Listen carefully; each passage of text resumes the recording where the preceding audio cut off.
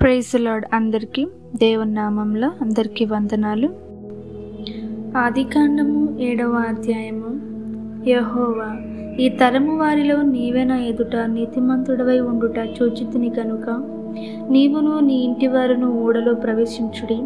పవిత్ర జంతువులలో ప్రతి జాతి పోతులు 7ను, పెంటలు 7ను, పవిత్రములు కాని జంతువులలో ప్రతి జాతి పోతును, పెంటియు 2ను, ఆకాశ పక్షులలో ప్రతి జాతి మగవి 7ను, ఆడువి 7ను, నీవు భూమి అంతటి మీద సంతతిని జీవముతో కాపాడునట్లు నీ వద్ద ఉంచుకొనుము.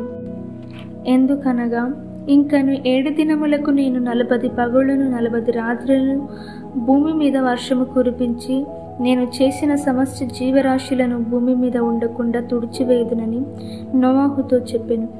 తనకు యెహోవా ఆజ్ఞాపించిన ప్రకారము నోవాహు యావత్తు చేసెను. ఆ జల ప్రవాహము భూమి మీదికి వచ్చినప్పుడు నోవాహు 600 ఏండ్లవాడు.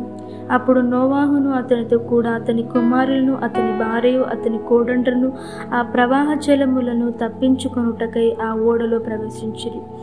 దేవుడు నోవాహునకు ఆజ్ఞాపించిన ప్రకారము ప్రతి జంతువులను, అపవిత్ర జంతువులను, పక్షులను, నేలను ప్రాకు వాటన్నిటిలోనూ మగది ఆడుది జతలు జతలుగా ఓడలనున్న నోవాహునొద్దకు చేరెను.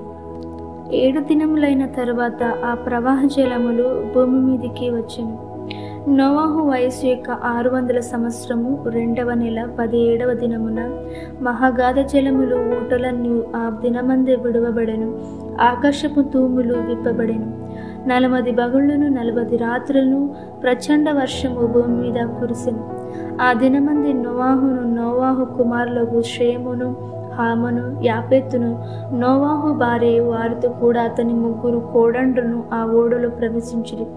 వీరే కాదు, ఆయా జాతుల ప్రకారము ప్రతి మృగమును, ఆయా జాతుల ప్రకారము ప్రతి పశువును, ఆయా జాతుల ప్రకారము నేల మీద ప్రాకు ప్రతి పురుగును, ఆయా జాతుల ప్రకారము ప్రతి పక్షియు, నానా విధములైన రెక్కలు గల ప్రతి పెట్టెయు ప్రవేశించెను. జీవాత్మగల సమస్త శరీరాలలో 2 ఓడలనున్న నోవాహునొద్ద ప్రవేశించినవన్నీ దేవుడు అతనికి ఆజ్ఞాపించిన ప్రకారము సమస్త శరీరంలో మగదియు ఆడదియు ప్రవేశించింది. అప్పుడు యెహోవా ఓడలు అతన్ని మూసివేసెను.